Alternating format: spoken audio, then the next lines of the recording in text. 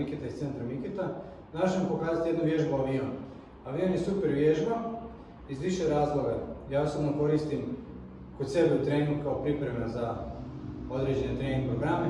Koristim je u postrehabilitacijskom procesu kad klijent izađe iz neke faze rehabilitacije, ali i prerehabilitacijski.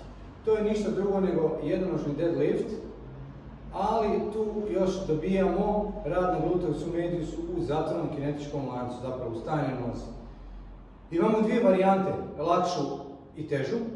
Od lakše učimo kad teže idemo. Cilj ove vježbe je aktivacija stražnjeg kinetičkog lanca, aktivacija kuka, odnosno mišića kuka, gluteusa maximusa i gluteusa mediusa.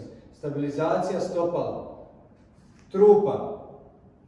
Znači jedna vježba koja simulira pravilno gibanje, doskoke, promjene smjera i kada zapravo moramo primiti tu neku silu od same podloge. Znači bilo kakav skok, spuštanje niz planinu, trčanje, bilo šta.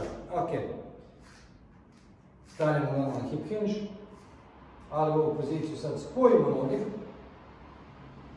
gurnem kukove nazad, savijem koljena i nogu izbacim nazad. Lakša varijanta je da cijelo vrijeme imamo oslonac, raširim ruke, i zapravo okrećem se ko avion.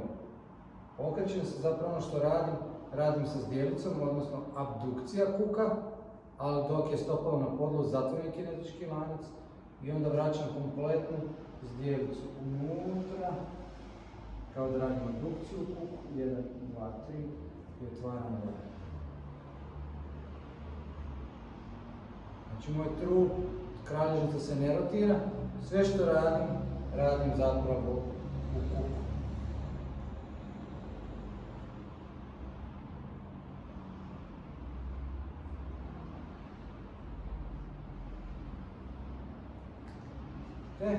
Ovo je bila lakša verzija, zato što cijelo vrijeme imam oslonac na nozi. Teža verzija je zapravo da nemam nikakav oslonac.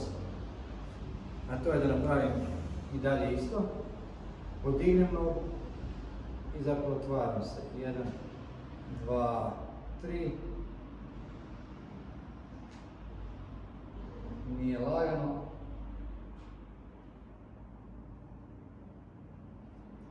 Treba dosta koncentracije.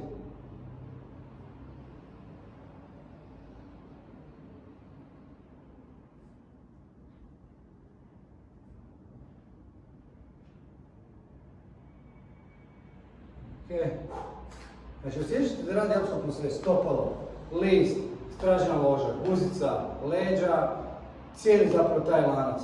Naravno probajte, pokušajte s ovom lakšom varijantom, pokušajte doći nekih 10 ponavljanja, 10 da osjetite stvarno stražnicu, leđa, stopala i tek onda kad ste sposobni to napraviti, počnete s ovom težom verzijom. Moje ime je Aleksandar Miketa iz centra Miketa. Pretplatite se na naš kanal, pratite nas i vidimo se.